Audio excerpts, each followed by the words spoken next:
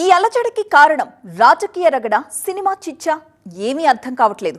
కానీ చిరంజీవి బాలయ్యల ఎపిసోడ్లో మాత్రం అంతకంతకు అగ్గి రాజుకుంటూనే ఉంది.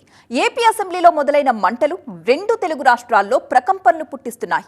లేటెస్ట్గా మెగా అభిమానుల ఎంట్రీతో ఈ వ్యవహారం కాస్త నెక్స్ట్ మలుపు తీసుకోబోతుందా? ఏమో, పరిణామాలు చూస్తుంటే అలాంటి చర్చే జరుగుతోంది.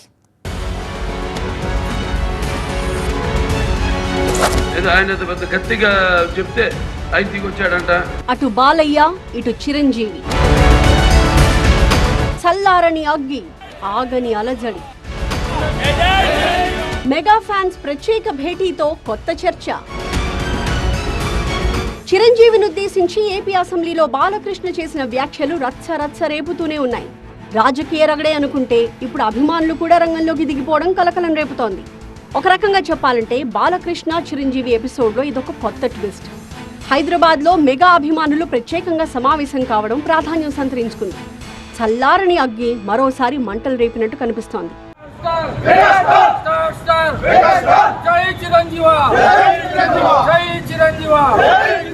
హైదరాబాద్ లోని చిరంజీవి బ్లడ్ బ్యాంక్ సమీపంలో ఒక హోటల్లో అత్యవసరంగా సమావేశమైన ఆంధ్ర, తెలంగాణ మెగా అభిమానులు సంచలన నిర్ణయమే తీసుకున్నారు. బాలకృష్ణ వ్యాఖ్యల్ని తప్పుబడుతూ చిరంజీవికి మద్దతుగా నినాదాలు చేసిన అసోసియేషన్ నేతలు ఏకంగా బాలకృష్ణపై జూబ్లీహిల్స్ పోలీస్ స్టేషన్లో ఫిర్యాదు చేయాలని డిసైడ్ అయ్యారు. జూబ్లీహిల్స్ పిఎస్ లో తొలుత ఫిర్యాదు చేసి ఆ తర్వాత ఏపీ, తెలంగాణ వ్యాప్తంగా 300 పోలీస్ స్టేషన్లలో బాలకృష్ణపై ఫిర్యాదు చేయాలని నిర్ణయించారంటే వారి కార్యాచరణ ఎలా ఉందో అర్థం చేసుకోవచ్చు. అయితే ఈ విషయంలో అభిమానుల నిర్ణయాన్ని తప్పుపట్టారు చిరంజీవి. ఇలాంటి నిర్ణయాలు తీసుకోవద్దని, బాలకృష్ణపై పోలీస్ స్టేషన్స్ లో ఫిర్యాదు చేయాలన్న నిర్ణయాలు సరికాదని వారించారట. దీంతో అభిమానులు వెనక్కి తగ్గారు. లేదంటే పరిస్థితి ఎటుదారి తీసేదోనన్న చర్చ జరుగుతోంది ఇప్పుడు. అయితే ఈ విషయంలో ఒక నిర్ణయానికి వచ్చామంటున్న అభిమాన సంఘం నేతలు చిరంజీవి పిలుపుతో ప్రస్తుతానికి ఆగాల్సి వచ్చిందంటున్నారు. తమ పోరాటం మాత్రం ఆగదని చిరంజీవి ఫ్యాన్స్ అసోసియేషన్ నేత మోహన్ స్పష్టం చేశారు. 2 రోజుల్లో మరోసారి సమావేశం అవుతామన్నారు. తదుపరి సమావేశంలో కార్యాచరణ ప్రకటిస్తామని చెప్పారు చిరంజీవి ఫ్యాన్స్ అసోసియేషన్ గౌరవాధ్యక్షుడు రమణం స్వామినాయుడు. అఖిల భారత చిరంజీవి యువత మీటింగ్లో we have decided to give the complaints. అంటే మనము బాలకృష్ణ ఏమి చిరంజీవి గారి మీద తప్పుడు స్టేట్మెంట్ చేశారో, అసభ్యంగా మాట్లాడారో దాన్ని ఖండిస్తూ all India Chiranjeevi fans association complaints ఇవ్వాలని డిసైడ్ చేసి ఈరోజు ఇక్కడ జూబ్లీహిల్స్లో ఇచ్చి రేపు ఆల్ 300 స్టేషన్స్లో ఇవ్వాలనే ఒక నిర్ణయం తీసుకున్నాం. ఆ నిర్ణయం తెలుసుకున్న తర్వాత ఇమ్మీడియట్గా మేము వెళ్తుంటే చిరంజీవి గారికి ఈ ఒక విచారం తెలుస్తూనే ఇమ్మీడియట్గా చిరంజీవి గారు కాల్ చేసి ఇది మన సంస్కారం కాదు, ఇది మన కొద్దిది, మన అజిటేషన్ మనది ఉంది, మనం కామ్గా వెళ్ళాలి అని చెప్పిన తర్వాత చిరంజీవి గారు పిలుపు మేరకు ఈ ఒక కంప్లైంట్ని విత్డ్రా చేసుకొని ఇక్కడ వాపస్ వచ్చాం. ఈ విషయాన్ని మరింత రచ్చ చేయడం సబబు కాదని చిరంజీవి భావిస్తున్నట్టు తెలుస్తోంది. బాలకృష్ణ వ్యాఖ్యలపై విదేశాల్లో ఉండగా ఒక లేఖను విడుదల చేసి ఖండించిన చిరంజీవి ఇప్పుడు స్వదేశంలో అడుగు పెట్టాక మాత్రం దీనిపై స్పందించలేదు. ఎయిర్పోర్ట్లో దిగగానే స్పందన కోరిన మీడియాకి ఆయన సమాధానం ఇవ్వలేదు. Regarding Balakrishna issue in assembly అంటే మీరు అందుబాటులో లేకుండా లేఖ రిలీజ్ చేశారు కదా సార్, అంటే ప్రజెంట్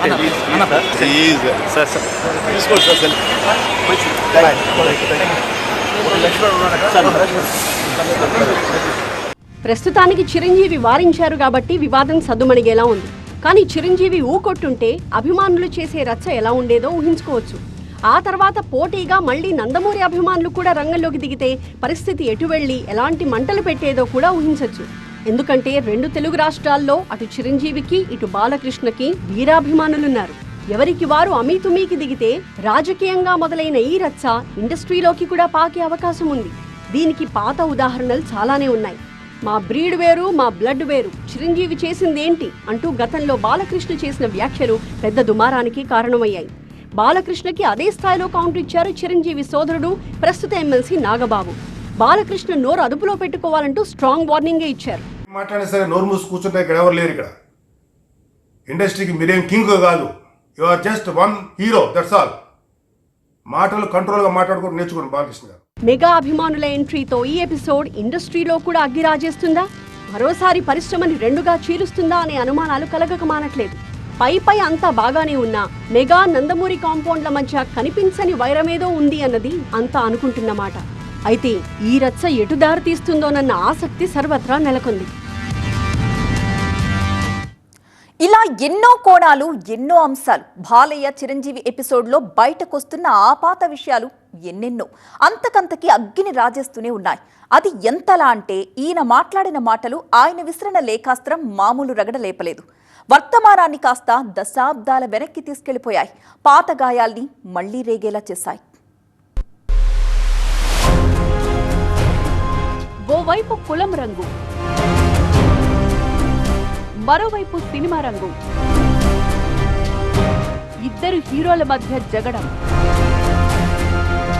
రాజకీయం కాదిది, అంతకు మించి.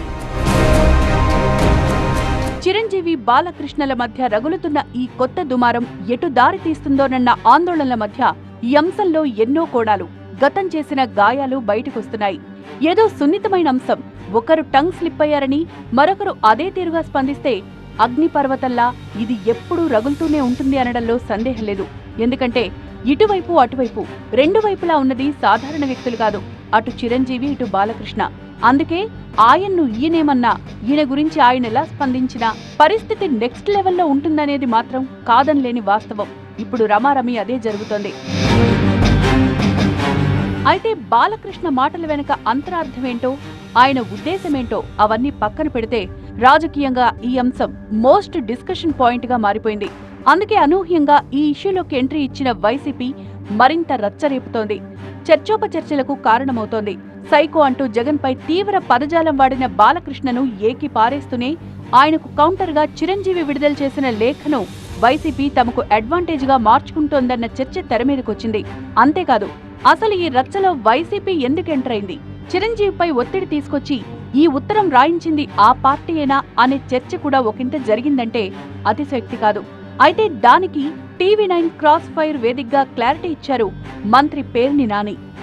కామినేని శ్రీనివాస్ అనే ఆయన కానీ లేదా బాలకృష్ణ గారు కానీ వాళ్ళు మాట్లాడిన భాషలో మేము కూడా ఒక పాత్ర కాబట్టి మమ్మల్ని టార్గెట్ చేస్తా వాళ్ళు కూడా మాట్లాడారు కాబట్టి మేము మాట్లాడుతున్నాం.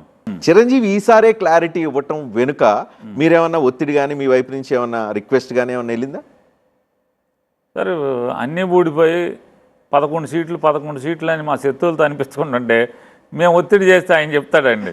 చిరంజీవిని, సినిమా వాళ్లను జగన్ ఘోరంగా అవమానించారంటూ తప్పుడు ప్రచారం చేశారని, గత 3 ఏళ్లుగా ఈ నిందలు మోస్తూనే ఉన్నామని TV9 క్రాస్ ఫైర్ వేదికగా తమ ఆవేదన తెలియజేశారు మాజీ మంత్రి పేర్ని నాని. ఇదే లెటర్ చిరంజీవి అప్పుడే రాసుంటే బాగుండేదని అభిప్రాయపడ్డారు. ఆలస్యంగా అయినా అసలు నిజాన్ని చిరంజీవి బయటకు చెప్పినందుకు ధన్యవాదాలు తెలిపారు నాని. 2-3 సంవత్సరాల నుంచి మా ఆవేదన అంటే మాకు లోపల ఏంటంటే చిరంజీవి గారు ఇదే మాట వాళ్ళ తమ్ముడు గారు అన్నప్పుడు అంటే ఇంకా బాగుండేది కదా. ఏమని తప్పది, నన్ను జగన్ అనే అతను నన్ను అవమానం చేయలేదు, నన్ను దండం పెట్టించట్లేదు, నాకు ఒక ముఖ్యమంత్రితో అయినా ఒక సామాన్యుడితో అయినా ఇదే రకంగా నేను మాట్లాడతాను, ఇదే రకంగా నేను వాళ్ళతో సంభాషిస్తాను అనే ఆయన అదే ఇవాళ చెప్పిన మాట ఇదే ఉత్తరం అప్పుడు రాసి ఉంటే అమర్యాద చేశాడా లేకపోతే నన్ను ఇది చేశాడా, మర్యాద ఇవ్వలేదా అనేది చిరంజీవి గారు ఎక్కడ చెప్పలేదు.